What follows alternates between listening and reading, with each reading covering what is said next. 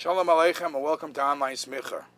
With the winter season, the rainy season, there's a lot of halachas that we should study to make sure we're doing the right thing. Especially Hilchas Shabbos, because as Hilchas Shabbos is very complex, very detailed, and sometimes you don't pay attention what might be considered a shaila. You know that you walk outside on Shabbos, business as usual is fine. Business as usual means your clothing or anything that normal people wear as their dress code. That's not considered a masa. It's not considered carrying extra. But because you're not allowed to carry from a Rishus HaYochid to a Rishus HaRabim, from one domain to another domain, or even outside to carry 4 amas is prohibited, you have to know what is considered extra, because whatever extra you're wearing, whatever doesn't belong, is considered carrying.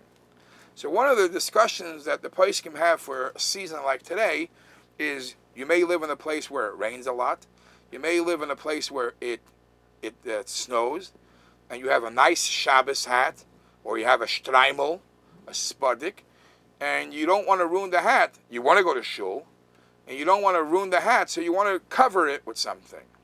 So may you wear a hat cover, a shtreimel cover on Shabbos and go to shul. What's the question? Basically, the question is it considered a malbush? Is it considered part of the dress code? Or is it considered extra?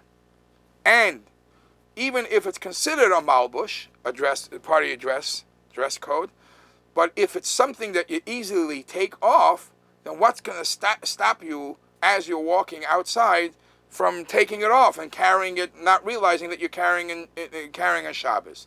So these are the issues that come about a hat cover, and also they speak about kaloshin, the rubbers you put on your shoes, boots, these type of things. Where do you draw the line?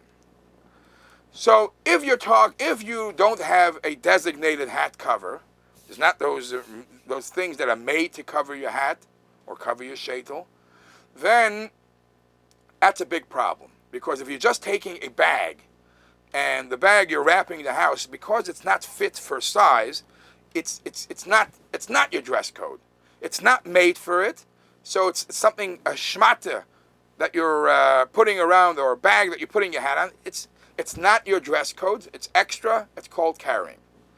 If, however, you are wearing something, you are covering your hat with something which is designated for it, then Reb Shlomo Zalman Auerbach says that because it's made for it, it becomes part of the dress. Just like you're allowed to put on kaloshin rubbers on your shoes because you don't swim in it. It's made to fit your shoe. If it's your size, it's just another garment that you wear. However, if you're the type of person, says Reb Shlomo Zalman Auerbach, that the second it stops raining, you're removing the cover, then what's going to be if you're walking on the street and it's raining and it's drizzling, but it's going to stop?